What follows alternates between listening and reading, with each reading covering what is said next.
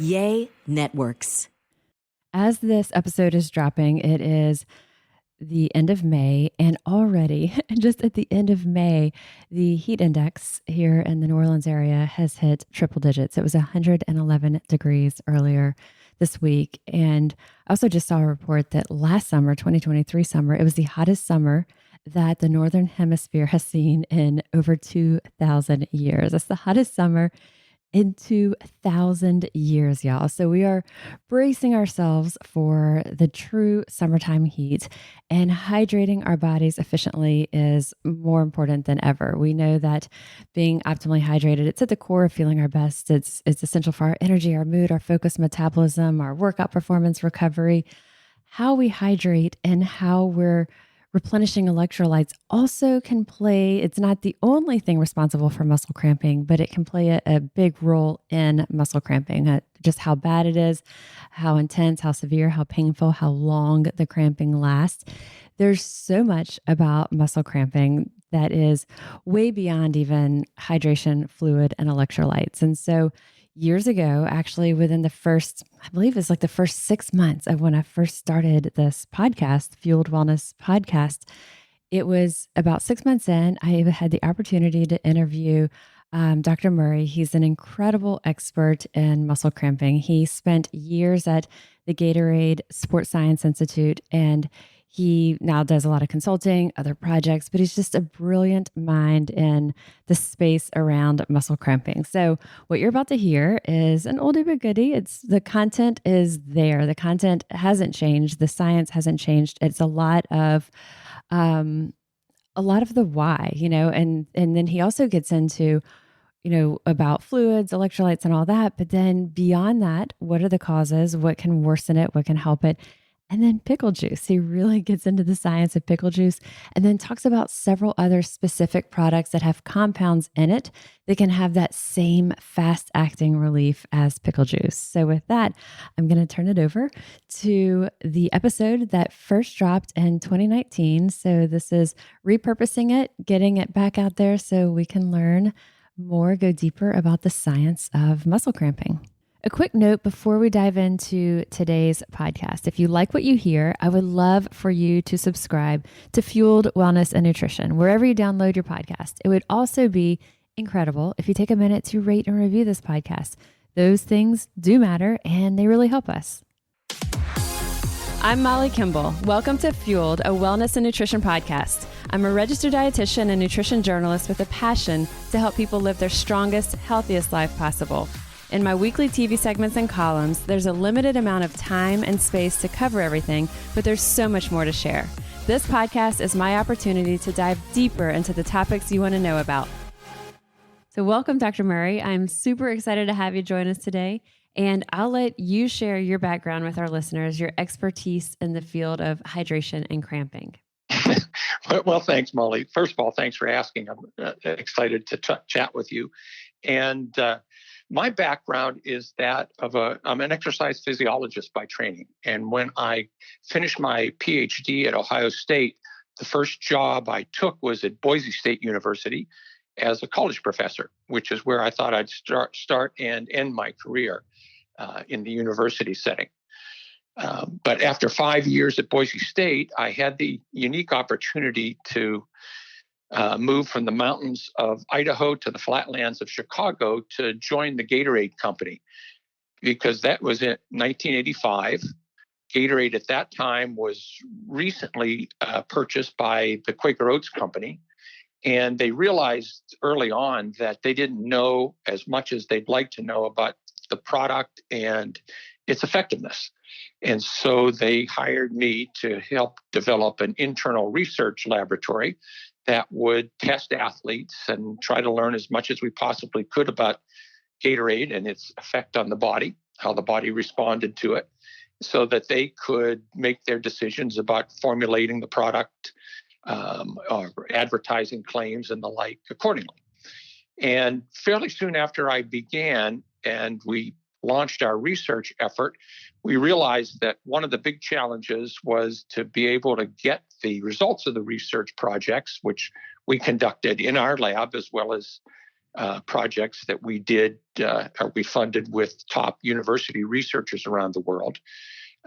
We wanted to get those results into the hands of the athletic trainers and coaches and sports dietitians and other exercise scientists as quickly as possible. But of course, 1985 is before the internet, and so it was all direct mail efforts to try to get information into the hands of those people. And so what we decided to do was to turn the laboratory into an institute, which was called the Gatorade Sports Science Institute. And its charge was both to do scientific research and find out as much as we could about sports drinks in general and Gatorade in particular, and provide educational resources for sports health professionals. And that's exactly what we set out to accomplish. And after 23 years as the director of GSSI, I left Gatorade and GSSI to start my own consulting company, which I named Sports Science Insights.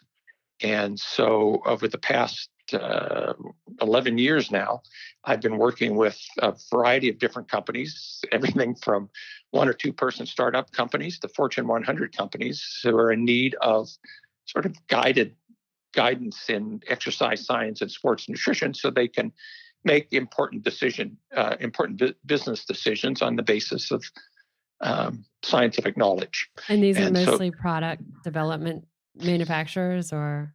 Yeah, it's been, part of the fun of doing this has been the variety of clients. So it's been everything from sports apparel companies to sports nutrition, sports drink companies, to a beer company, to a pet foods company. So it's been a wide variety of different projects, which makes it really a lot of fun. I'm learning a lot of things that I never thought I would. And so when we're talking about sports drinks, this insight, this level of science is also going into obviously the development of sports drinks. And so the things that we pick up and grab, pre or during or post workout to prehydrate or recover, we're not even thinking all of this has gone into it, but it has been to make us like it as much as possible and want to consume as much as possible.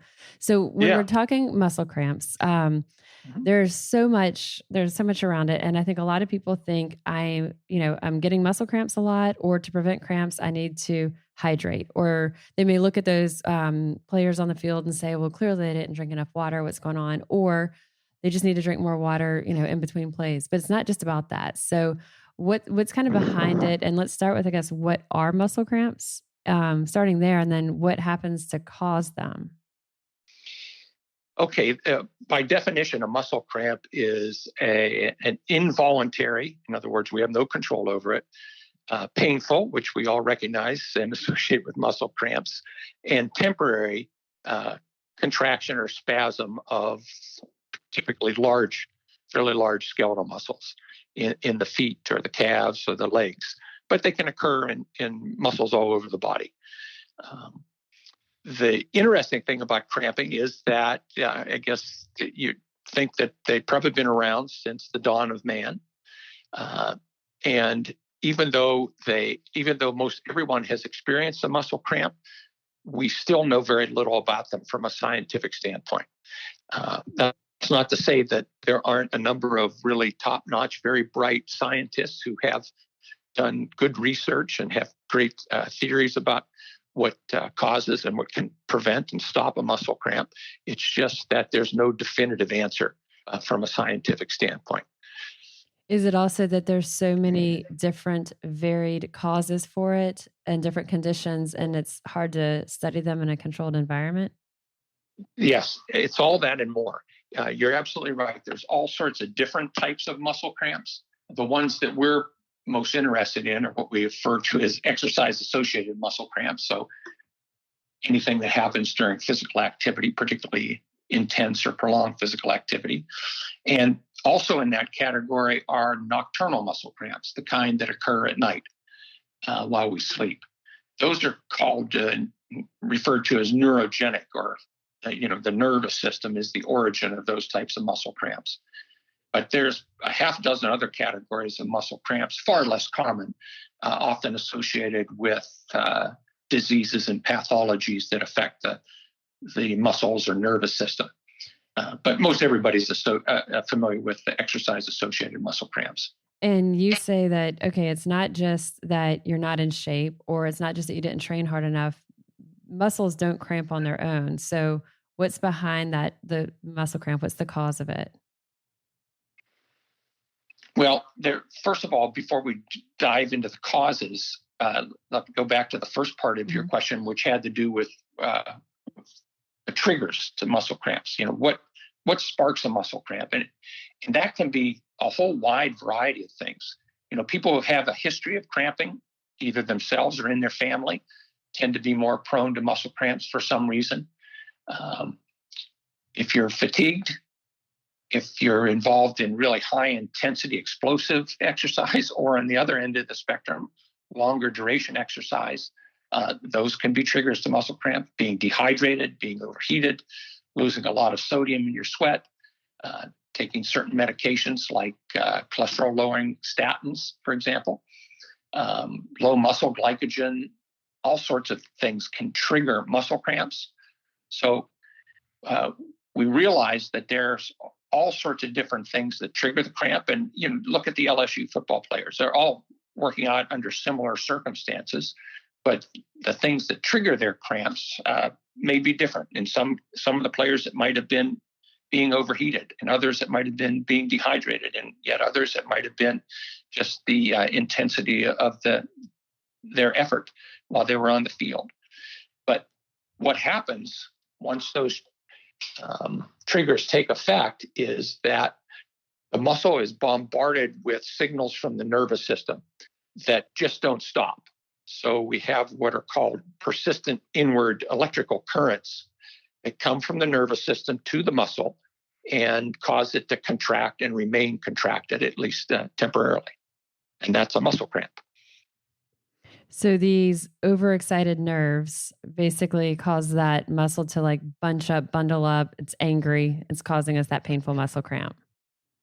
Yeah, exactly. The muscles, it's a failure of normal function of the muscle and nervous system, normal neuromuscular function. And, normally our nerves fire and our muscles contract, and the nerves stop firing and the muscles relax. But in the case of a cramp, you have this persistent, hyperexcited electrical input that just causes the nervous system to continue to fire. And the muscle cells at the end of that nerve will continue to contract until that nervous impulse stops.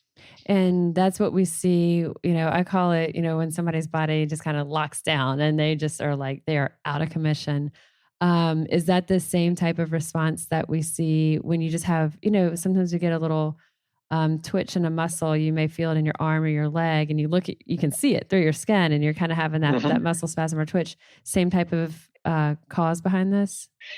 Well, yeah, it could very well be. Obviously, it's the nervous system causing a certain small number of muscle cells to contract, to twitch.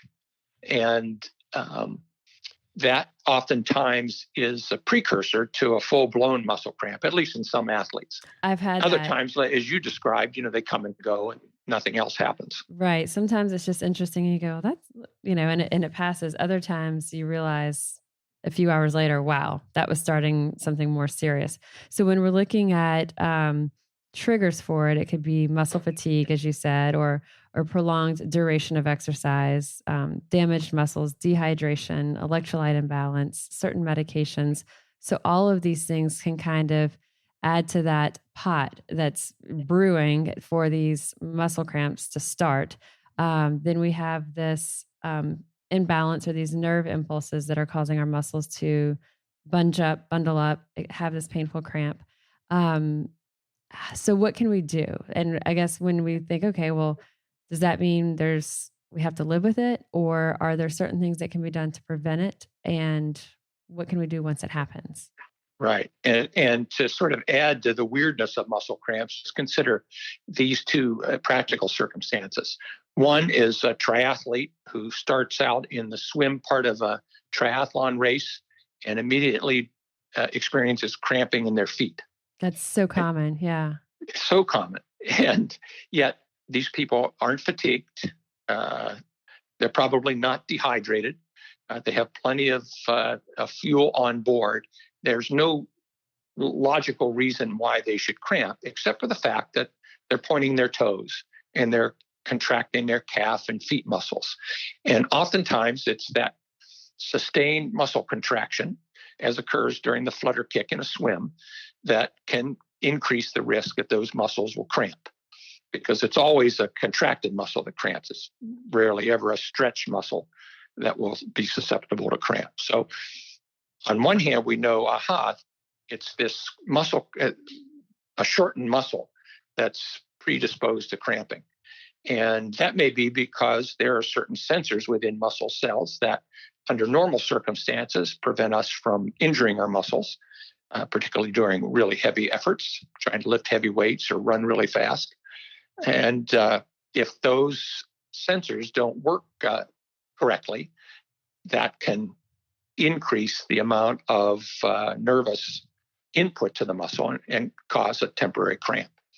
On the other end of the spectrum is maybe the other end of a triathlon, where somebody's been exercising now for at least a couple hours, getting to the run part of the event and begins to cramp. Well, here we have an individual who's probably dehydrated, probably overheated, potentially running low on fuel, fatigued, obviously, both in terms of their muscular fatigue and their nervous system fatigue.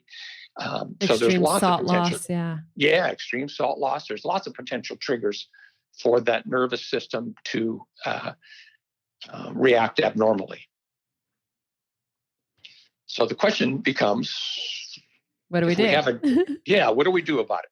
Particularly, how do we prevent it rather than treat it once it occurs? Because oftentimes when a muscle cramp occurs, you have very little recourse other than to stop and try to stretch and work it out. And nobody wants that. If you're training so intensely for these events, the last thing you want to do is be sidelined and take the time to stretch. Exactly. Every nanosecond counts. Yeah, and it's horrible. Athletes who have a history of muscle cramp, these are individuals who cramp almost every time they work out, and that's a soul sapping experience. Right. And it causes some athletes just to give up on their sport. Simply because it just becomes too much. So both in training and competition, it's a real problem. Everywhere from what can be a minor nuisance for most of us to something that's can destroy careers. And so when you're talking prevention. Mm-hmm.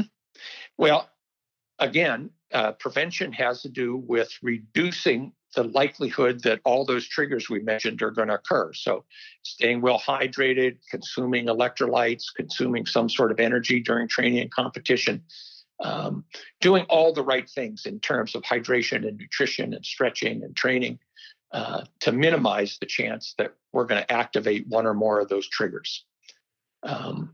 Some of them are obviously unavoidable because you're working out hard in training and competing, then you're bound to get fatigued. So some of the triggers we can't avoid. What we try to do is do the right things with hydration, nutrition, and overall training to minimize the chances that we're going to activate one of those triggers. And then there may be some preventative steps that we can take beyond that. And that's where the really interesting recent research comes in. And it kind of all begins with pickle juice. I love this conversation. And I find this fascinating. And we did a brief piece on pickle juice on a podcast earlier. And this is fascinating to me. So I'm excited for you to share. Well, pickle juice had been used for a fairly long period of time as a way to help athletes prevent cramps from occurring in athletes who are prone to cramping, and to help them stop the cramps or at least shorten them when they did cramp. So pickle juice had been on the sidelines of football games and in various other sports for quite a while before scientists got around to testing whether or not pickle juice could actually affect the muscle cramp. And some of the early research was very positive, and it showed that when you electrically stimulate a muscle and you take pickle juice, that pickle juice seems to lessen the duration of that muscle cramp. And it's almost instantly. Yeah, in some cases it is instant. In other cases, it just shortens the duration of the cramp. Because keep in mind, and this is part of the challenge with trying to get to the bottom of the whole muscle cramp mystery, and that is to be able to study it in a laboratory setting, you have to create some artificial conditions, and sometimes those artificial conditions involve electrical stimulation. In the case of the pickle juice studies, it was electrical stimulation of the muscles that cause the big toe to flex. And now you have a relatively small muscle group. It can be easily stimulated, the cramp, and you can measure the response. Well, that's not very much like what we do in sports training and competition, but yet those are the conditions under which we have to be able to study it to control everything that needs to be controlled. So, those results showed that in these laboratory circumstances, pickle juice seemed to be effective. Well, then the question is why? Why pickle juice and maybe there's some other interventions that could be equally or more effective. And the thinking at that time, and still the thinking is that pickle juice activates some receptors in the mouth, which in turn activates some nerves in the brain and in the spine that help to reduce that abnormal electrical activity that's going to the cramp muscle. In other words, they short circuit it. But as it turns out, pickle juice isn't the most powerful thing that we can use to stimulate those receptors, because the acidic acid, the vinegar in pickle juice, is neutralized pretty quickly in the mouth. And as a result, its effects are short-lived, but effective. So if athletes find relief from pickle juice, by all means, continue to use it. And this led to research a few years ago by some very bright scientists by the name of Bruce Bean and Rod McKinnon, who are friends. They're both neuroscientists. Bruce Bean is at Harvard University and Rod McKinnon is at Rockefeller University. And they are open water, open sea kayakers. And, there's an endurance activity in which muscle cramps not only a nuisance, they are a threat to life. Because, if you're a few miles out in the ocean and your arms cramp and you can't paddle anymore, that's a problem. Right. And that's what happened to both Rod and Bruce on one of their trips. They almost cramped simultaneously. And as scientists, after they got back to shore, they started talking about cramps, did some digging in the scientific literature, learned about pickle juice, also learned that there's just not a complete understanding of what's causing muscle cramps and how to effectively treat it. And so they thought, well, if pickle juice is effective because of the vinegar in it, stimulating these receptors in our mouth, surely other spices would have a more powerful effect. And so they concocted a beverage that's now sold under the name of Hot Shot. And it's a combination of capsaicin, cinnamon, and ginger. Wow. Okay. And these fellows realized that those three compounds had long-lasting effect on these receptors in the mouth. And we all recognize that with all three, right? Capsaicin from red peppers and cinnamon, like from Altoids, and ginger that we often get with sushi, are potent stimulators of the receptors in our mouth. And they did experiments on their own to try to come up with the right combination of those ingredients that would provoke the most powerful and long-lasting response and still be palatable enough that people could use it. And so they did the research. There have been research projects done elsewhere, and the results are along the lines of what was initially seen with pickle juice, that the duration of the cramp is reduced, the severity of it is reduced, the soreness associated with it is reduced. And anecdotally, people who use the Hot Shot product have very positive things to say about it. So it appears that, at least for some athletes, that type of intervention, be it pickle juice or a product like Hot Shot, can be effective. When did Hot Shot hit the market? When was it available for consumers? I want to say in 2015 or 16. And it's about a 1.5, 1.7 ounce bottle. So it's truly just a shot that gives you this giant kick very quickly. But so if you find pickle juice too weak, we can always do Hot Shot. Yes. Okay. Yeah, that's exactly. Yeah. Very cool. So the same concept though of not even attacking yet, but preventing this cramp, this nerve impulse from happening in the first place by targeting those receptors. Yeah, because as it turns out, whenever there's a positive stimulatory effect to our nervous system in one spot, like the mouth, there's likely going to be an inhibitory response elsewhere in the body. And as it turns out, that inhibitory response appears to be to inhibit or blunt the nerves that are causing the cramps in the first place. Okay. So fascinating. And then let's talk about fluid and hydration, because, as we mentioned earlier, okay, there's so much that's out of an athlete's control, or even our recreational exerciser. We're out there for a weekend run or a spin class. There's things that might be out of our control, but things that we can control are our hydration, our electrolytes, and our nutrition, our food that we intake. So what role do you look at as far as fluids and hydration and the prevention of cramping? And what's your recommendation for this? All right. Well, we definitely want to control those things that we can, like you so clearly pointed out. Ways we can do that, obviously, is through hydration, remaining well hydrated during exercise.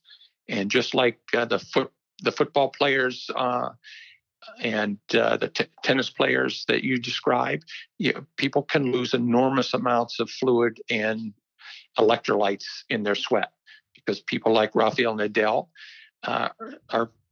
can lose over 2 quarts of sweat an hour. And as you described, when you're exercising for hours and hours at a time, that's a lot of fluid loss. That's a lot of sodium and other mineral loss, electrolytes. And for those listening who are bad at math or conversions, that's about 8 cups of water per hour.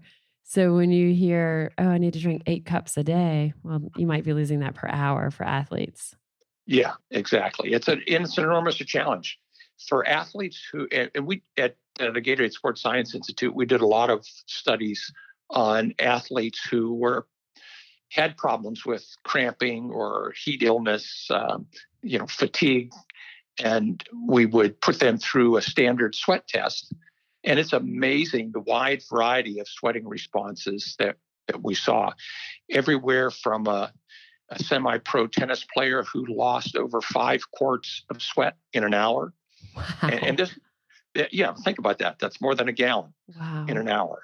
And these weren't extraordinarily warm, humid conditions. It was about 85 degrees Fahrenheit and 50% humidity. So not all that crazy in terms of the environment. But just really heavy sweaters.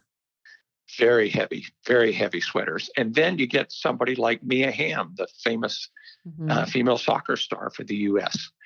Mia hardly broke a sweat under the same conditions.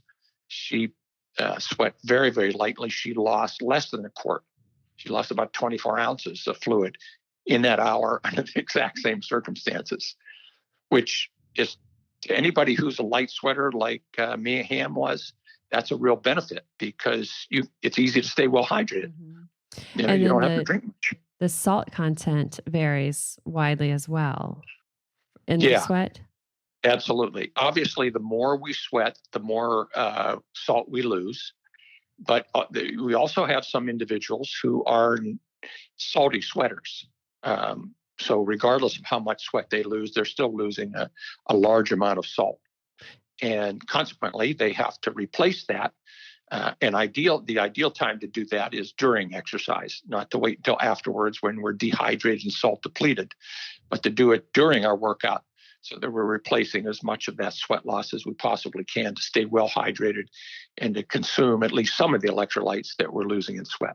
And how can someone tell the lay person, the average person, how do we know if we're a salty sweater? Well, a good question. Obviously, we know if we're a heavy sweater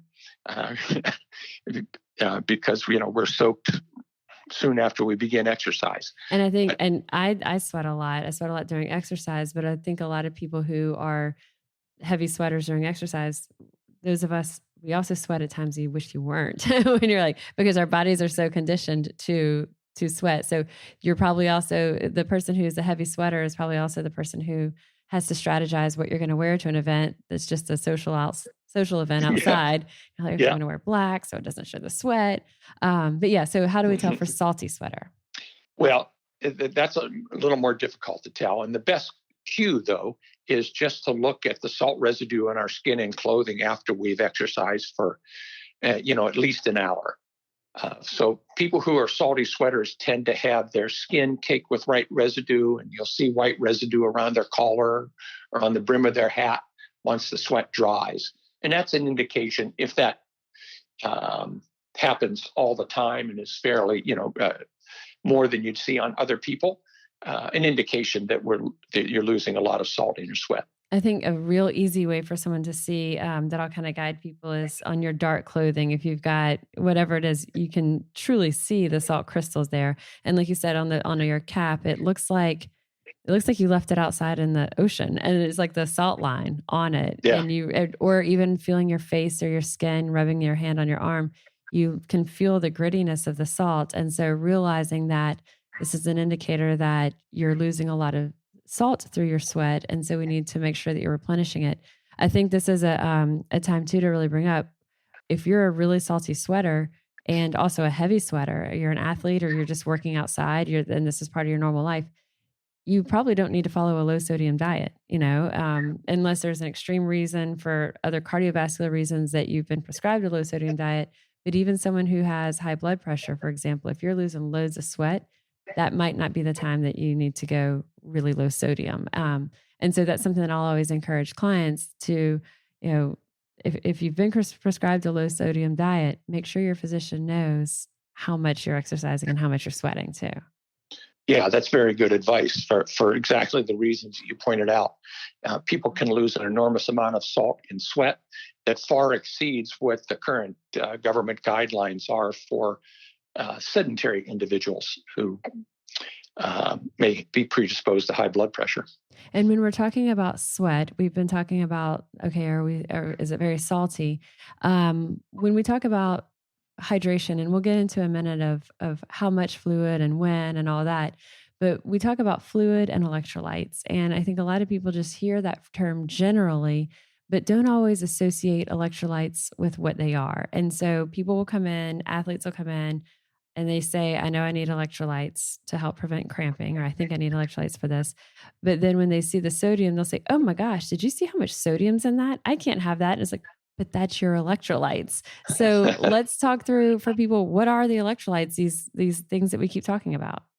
Well, let's talk with sodium first and foremost, because you're absolutely right. The American public has been so sensitized about the so-called dangers of sodium in our diet that it's tough to put it into the right perspective, particularly for physically active people. We lose more sodium than any other mineral or electrolyte in our sweat, and consequently, we have to replace that either partially during exercise and certainly by consuming salt in our foods between exercise bouts, between training sessions or competitions, to get back the sodium that our body absolutely has to have to maintain its normal functions, because sodium is so doggone important for so many things. So if we don't have high blood pressure or sodium sensitive high blood pressure, and if we have healthy functioning kidneys, the way most of us do, even if we overconsume sodium, that sodium will be pretty quickly taken care of by the kidneys, put into the urine and discarded. So the dangers are very, very slight for the vast majority of people. So people who are physically active, sweating on a regular basis, really don't have to concern themselves about having too much sodium. The concern is about having too little.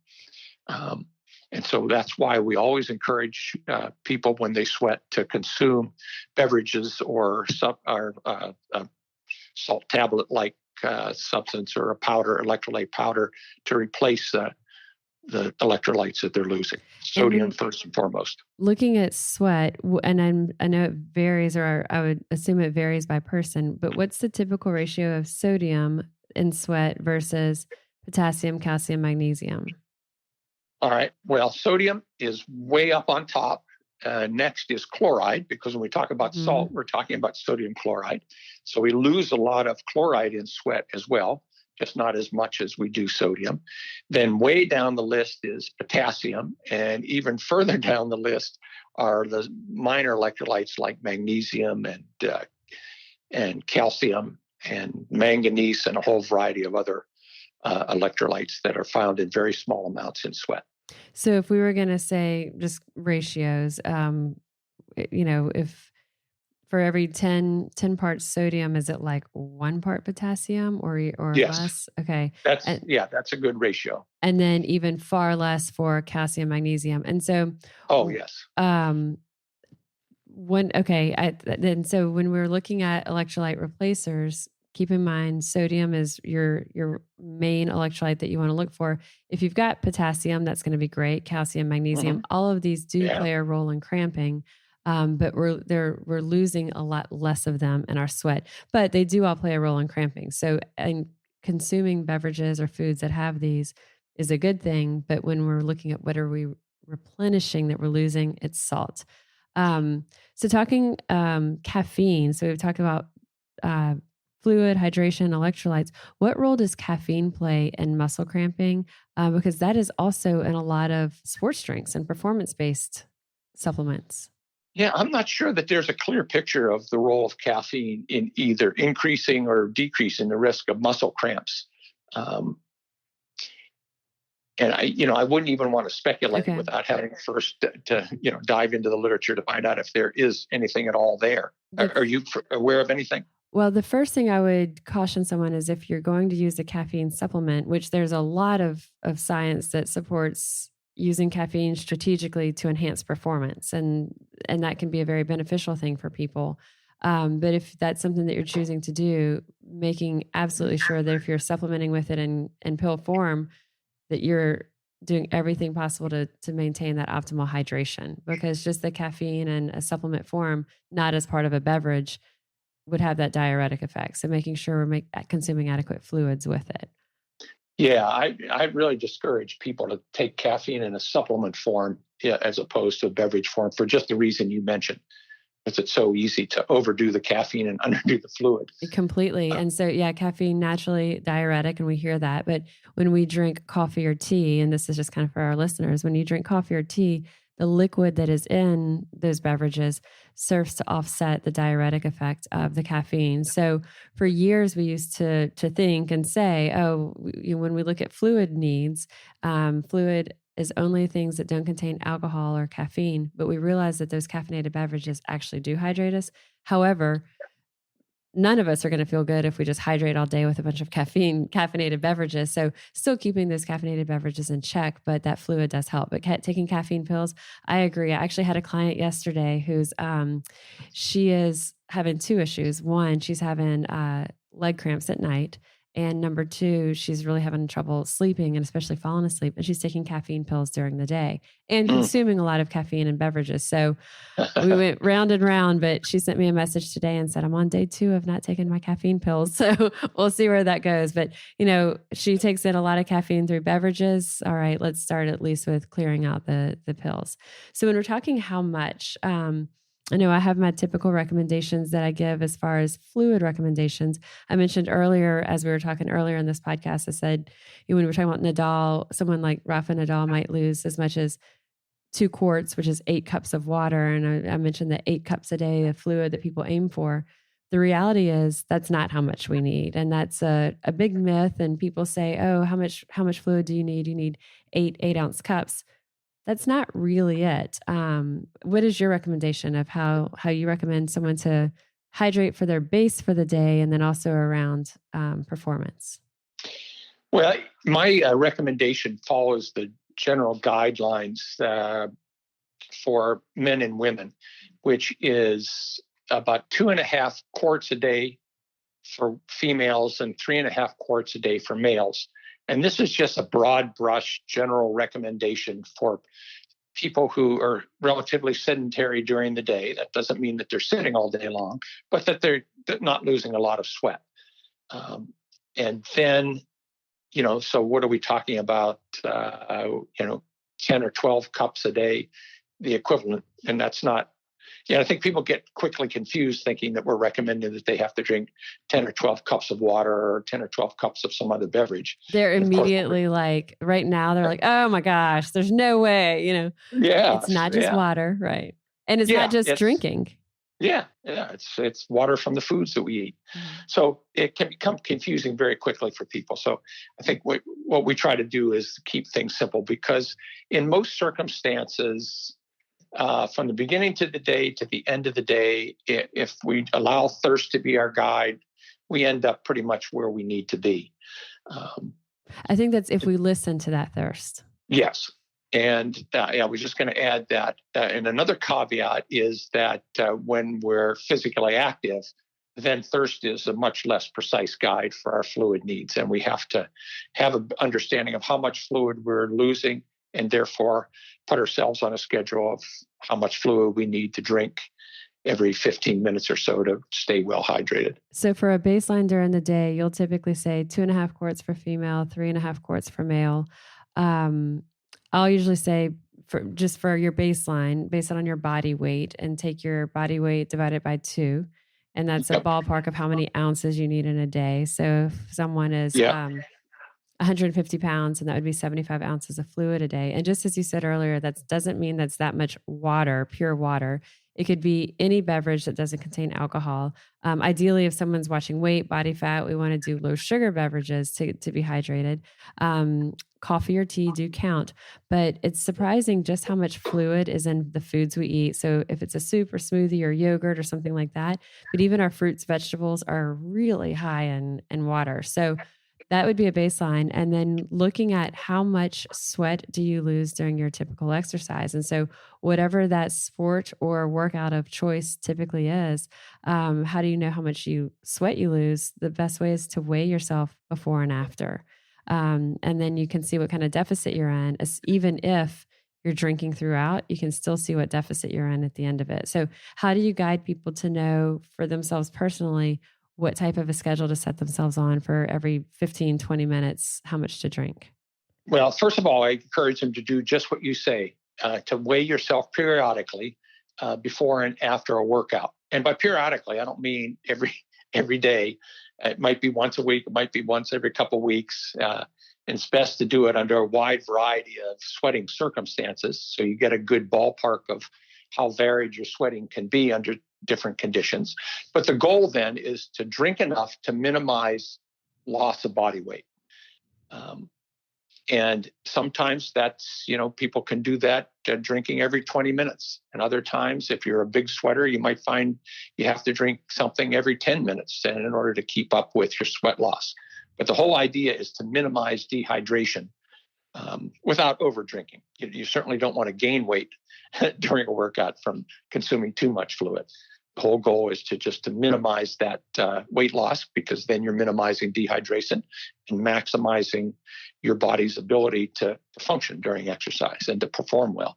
And when we look at, okay, what are we drinking during that exercise? If you're exercising so much that you're fluid depleted at the end of it, that probably means you're exercising enough that you also need electrolytes. So that fluid likely is not going to be just water. And if you're exercising for just 30, 45 minutes and you're not losing large amounts of sweat, then water is just fine. But if you're going to be 60, 90 minutes or more, then we need to start shifting to something that's going to have these electrolytes. But that's going to vary, because even if you're one of these people who's a heavy sweater and a salty sweater, even in just a 45-minute workout, maybe you don't cramp up. But when you feel completely depleted and wiped out after, or you have an intense workout in the morning and you're drained the rest of the day, no matter how much you're drinking, a lot of times we haven't gotten enough that replenishment of electrolytes. So looking at what are you drinking during that's going to have the electrolytes. Players, athletes like football players, a lot of times we see Gatorade on the sidelines, which does have a lot of sugar in it, which they can use as they're out there playing for hours. But the person who's out there doing a 45-minute workout or a boot camp with the goal of losing body fat probably doesn't need that sugar. So take a look at kind of what your activity is. And my recommendation is if you can get by without putting extra sugar into your body, do it. But if you need it to fuel that performance and you're depleted and that performance is an extended amount, add the sugar. So, yeah, my advice to people is very similar to yours. And that is, if you want to get the most out of your body, whether that's during a training session, because you're interested in improving your performance or just getting more fit, then consuming carbohydrate, some sorts of carbohydrate, whether it's a sports drink, a gel, or a gel type block, is the way to go, because our muscles are very happy to use that extra fuel. It enables us to work longer, to work harder, and feel better doing it. And to your point, which is a good one, Molly, to feel better during the rest of the day, so that we're well hydrated, and that means both fluid as well as electrolytes, and well fueled, which in this case means consuming at least a little carbohydrate. And something for people to keep in mind is if you're reaching for the gels as your carbohydrate source, many of the gels or goo type products don't have electrolytes so much in them. And so if you're doing just a water and a gel or a goo, we may not be getting what we need. So taking a look at the product you're using and making sure, okay, what's the sodium content in here? And just making sure that what you're reaching for is not giving you none. The other thing I think, well, let's talk sports drinks for a minute. The typical ones I think that people have are Gatorade, Powerade. That's the first ones that come to mind. And those are, you and I talked a little bit briefly before. What I don't love about them is, number one, the sugar, but also the artificial colors. Although I know Gatorade has the G2 that does have the natural food colors in there. So I do like that a little bit better. But what I recommend to people for kind of what I would say like the recreational athlete or the person who's really trying to keep sugars in check are Nuun. It's Nuun, and these are tablets that you put into a water bottle. And they have no artificial sweeteners or colors, but they're only about 4 grams of carbs, 1 gram of sugar. But what I like about it is that it has about 360 milligrams of sodium compared to about 150, 160 for about 12 ounces of Gatorade or Powerade. And so I like the higher sodium content, but without having that sugar in there. So for someone who's maybe a salty sweater, but doesn't need the sugar or want the sugar, I like that option.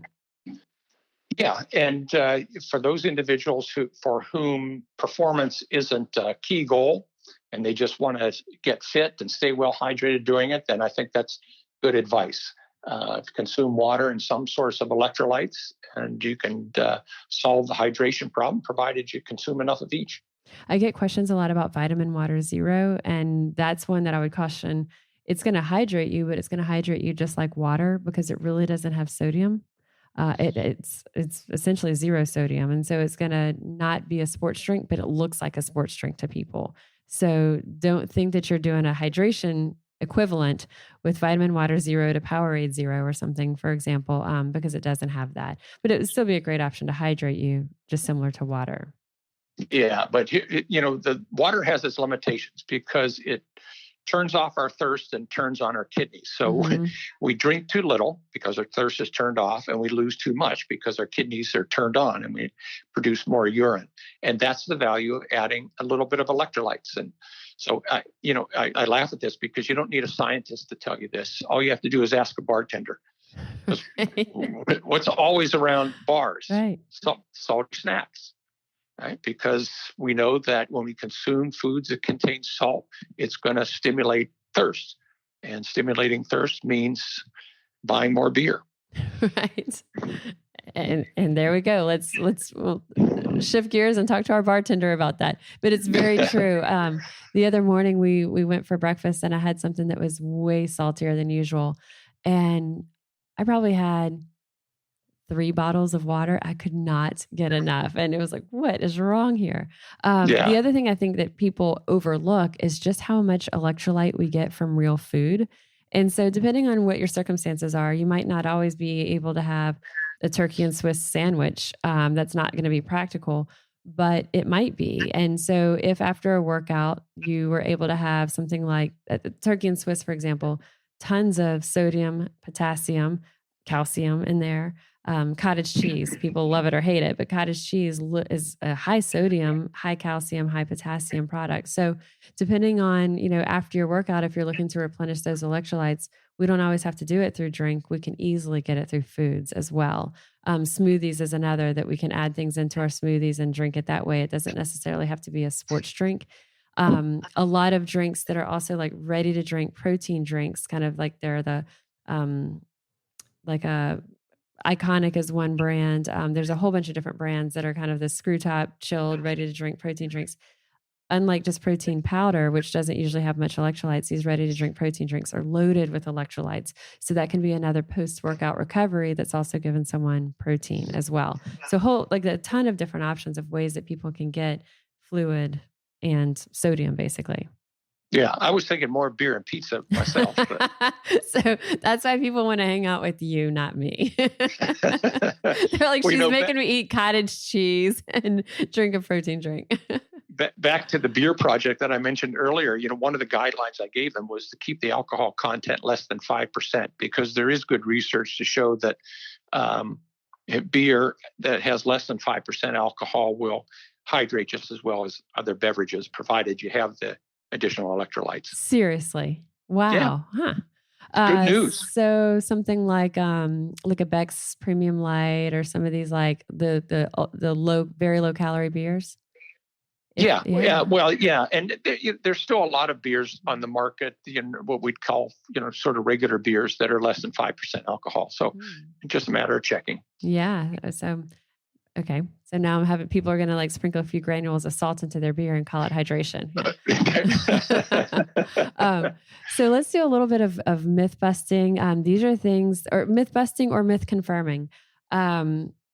Here's this one kind of drives me crazy. I just want to get your take on it, and then I'll share my thoughts. People say, I cramp all the time, so I'm going to eat more bananas. Mm-hmm. Drives me nuts, but you share your thoughts on that one. Well, that's a myth. You probably need a banana 8 feet long to replace what you'd need to help with hydration or cramping. Bananas are high in potassium, and that's fine. Good, they're good food. But if for reducing the risk of cramping or helping rehydrate, they just don't do the job, because we just don't lose an enormous amount of potassium in sweat. Yeah, it blows my mind. We were watching, I mentioned we were at the US Open. There's one of the tennis players who eats an inordinate amount of bananas. And maybe 30 through a match. And oh my goodness. Yeah, and water and bananas. And I'm like, this is awful. And maybe he's doing it because he loves them. But if you're doing it because you think you're fending off muscle cramps, you're not, because there's really essentially no sodium to speak of in bananas. They are potassium, rich, but there's also so many other foods that are rich in potassium. As we mentioned, these other products, cheese, cottage cheese, et cetera, that are going to give us that. So if you've got a lot of muscle cramps, you're struggling with muscle cramps, eat a banana if you like it, but don't eat the banana to treat or prevent these muscle cramps. Pickle juice, that was one that I had in here as a myth or confirm. And that's one that I feel like was kind of a wives' tale for a while. People thought it was a myth. People would roll their eyes. Dietitians, trainers would kind of roll their eyes. Oh, here they go with the pickle juice again. But now this is not a myth. It works. Yeah. And, I'm for what works. So for people who use pickle juice and find that it works, great. If it's hot shot, that's great. If it's bananas, that's great. If it's magnesium, fantastic. As long as it works and doesn't do any harm, then it gets a big thumbs up for me, because we have to recognize that everybody's different. And what you respond to is likely going to be different than what I respond to. So we have to, through a course of trial and error, find what works for us and stick with it. It's also what's palatable to somebody. And then finally, salt tablets. What's your take on this? Because I know that's something that's easy for people. And again, when we look at players losing the sweat, we kind of, one of the things is give them a salt tablet. What's your take on it? I like it for certain circumstances. I don't think it's for the masses, so to speak, because most people don't exercise long enough to need it. But for endurance athletes or heavy, salty sweaters, then I think salt tablets or the electrolyte powder that you mentioned is the right way to go. I'm a member of the Cliff Bar Nutrition Advisory Council, and they have a lot of great products, including the Cliff Blocks, which are carbohydrate gel, but you can also get them with varying amounts of sodium. The margarita ones are the ones that I recommend for that Yeah, reason. that's my favorite too. Yeah, so they're all good sources of sodium or good sources of electrolytes, and they're the Cliff Shot Blocks, and the I believe it's spelled BLOKS, and that's right. But the margarita has even a little bit more sodium. So for all of my athletes, it's the margarita Shot Blocks. Grab that. Yeah, you can get some of the flavors with either the normal amount of sodium, which I think is 50 milligrams per serving, or 2 times that, or even 3 times that in some of the flavor offerings. So great for people that have varying sodium needs, as well as the ability to sort of determine just how much carbohydrate you want to take. All right, fantastic. And so it's kind of what's some takeaway information or kind of a summary, because we've covered a lot of information of the science behind cramping, what we can do to prevent it, what we can do to treat it. So kind of what's your take home message for our listeners? Well, for those listeners for whom cramping isn't a big problem, then stick with the basics. Stay well hydrated, consume the right type of diet throughout the day, do all the right things that we've all been told over the years, and you'll get the best response from your body. For those that are cramp prone, then my suggestion is to try a variety of different preventative remedies, as well as remedies for when a cramp does occur, to find the right intervention that's going to work for you on a consistent basis. All right, fantastic information. And I will have the links to your website and the other product websites that we mentioned in the show notes for this episode. And thank you so much, Dr. Murray. I really appreciate your time with us. You're welcome, Molly. Thanks for asking. All right, so we covered a lot of information today. So here's the bottom line. If cramping hasn't been an issue during your workouts, then you're probably good to go with what you've been doing. Clearly, it's working for you. And if one of your main goals of your workouts is to drop extra body fat, lose extra pounds, and it's not maximizing your performance as an athlete, then we typically don't need those extra carbs or sugars for most workouts that are 90 minutes or less. We can benefit from adding in electrolytes though, especially when it's hot, humid, or if you're just a heavy sweater or a salty sweater. And products like those Noon electrolyte tabs added to a bottle of water, this is my top pick for this. But for athletes who are training or competing often for hours at a time, this isn't enough, and water absolutely is not enough. Water alone can also be even dangerous if our electrolytes are so extensive, but we're only consuming water. We can actually create an electrolyte imbalance that can be very serious, leading not only to muscle cramping that we're talking about mostly in the show, but even worse, something like heart attacks. So if we are exercising for hours, think marathon runners, football players, and we're only consuming water, not good. We absolutely need to have these electrolytes. And we need to have a strategy to replace these electrolytes, thinking namely sodium as well as our fluids. So what's that strategy look like? We need to start this process before the event. So taking care the day before and the morning and day of to maximize our hydration. So the day before, drinking mostly water is fine since we get a lot of electrolytes from the foods we eat naturally. But the night before and the morning of, and especially day of, make sure to get the most from your hydration by including electrolytes as part of your pre-event hydration. So this may be a traditional sports drink. And my preference for this category, and traditional sports drink, it's usually Gatorade Powerade. My preference is G2 natural sports drinks.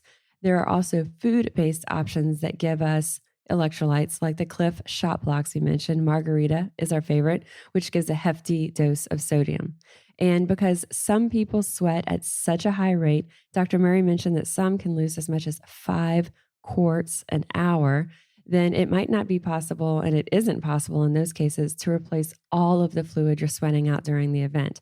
But develop a game plan to at least minimize this deficit. So it might be something like setting up a schedule of when you're going to be drinking, when you're going to be hydrating throughout your training or event. It may be drinking 8 ounces every 15 minutes if that's all that your stomach can tolerate. So experiment with how much fluid can your belly take at a time, and how can we maximize this hydration mid-game, mid-training. So electrolyte drinks like sports drinks work, but also adding a bottled protein drink, something like Iconic or Muscle Milk, into the rotation adds an excellent source of electrolytes, and it can also give us a more substantial fuel source during long games or matches. It's not for everyone. Some people that would make their stomach turn thinking of having something like that, but especially during those hours-long events, something besides just sports drinks can actually be a good thing.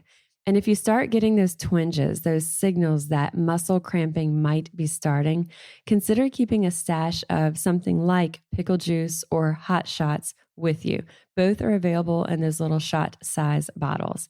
And as always, we don't recommend trying anything new on game day. So experiment during practice and training sessions to see how new products, new strategies affect you. How does it affect your GI system, your energy, your cramping? But not experimenting with anything new the day of an event. And we don't want any surprises during the actual event itself. And finally, aim high. Aim high with the goal to perform like Rafa Nadal, playing for 5 hours against someone 10 years younger, and not be sidelined because of something that might be so preventable as a muscle cramp. So again, we're so grateful to Dr. Bob Murray for joining us today. I hope you learned from our conversation and enjoyed it as much as I did. You can find the links that we mentioned in the show notes of this episode. And I am Molly Kimball, and you've been listening to Fueled Wellness and Nutrition, the podcast. If you would like more Fueled Wellness and Nutrition, head over to mollykimball.com, and you can follow me, Molly Kimball RD, on Instagram, Facebook, and Twitter. And if you haven't yet, go to Apple Podcasts and subscribe, rate, and review this podcast. And join us next week for another dose of Fueled Wellness and Nutrition. Thanks for listening, and stay focused on living your strongest, healthiest life possible.